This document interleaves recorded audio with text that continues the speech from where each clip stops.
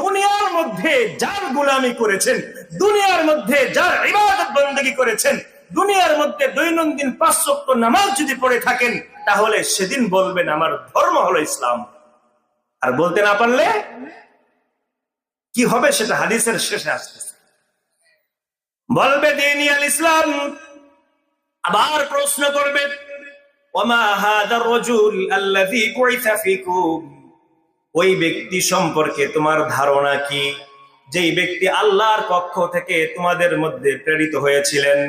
এই ব্যক্তি বলবে হুয়া রাসূলুল্লাহ, উনি হলেন আল্লাহর রাসূল, তাকে তো আমি চিনি, তার মোহাব্বতের কারণেই তো দাড়িটা কাটি নাই।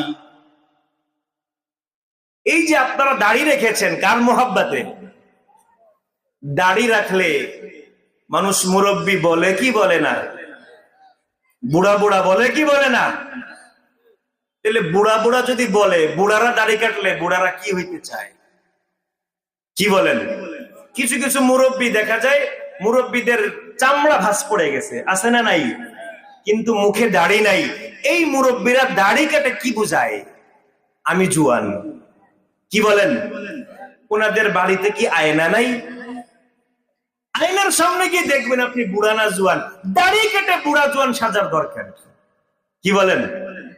আপনি এলাকার ছেলে পেলেকে জিজ্ঞাসা করেন, বাবা দেখো তো আমি যুবক না বুড়া?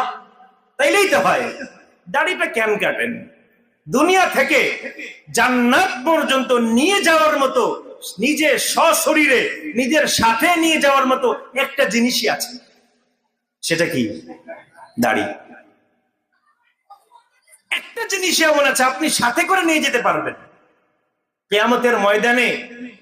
এই যে আপনারা যারা এখানে উপস্থিত হয়েছেন, সফরে যখন যান, দূরে কোথাও যান, সাথে পানি নেন কি নেন না?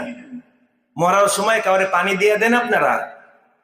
তাহলে কিয়ামতের ময়দানে যে 50 আলফা সানা, একদিন হবে 50,000 বছর, ওই দিন পানি খাবেন না আপনারা? পানি খাওয়া লাগবে না? কি বলেন?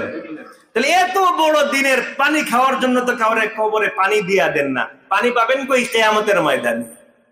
চিন্তা করেছেন? ওই দিন পানি একটাই, ইন্না আতাইনাকাল কাউসার।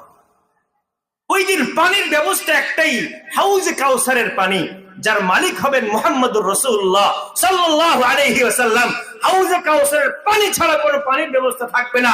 মানুষ পানির জন্য ইয়া নফসি করবে, আয় হুতাশ করবে। এক ঢোক পানির জন্য 500 বছরের ইবাদত দিতে প্রস্তুত হয়ে যাবে। আমরা কয় বছর ইবাদত করেছি?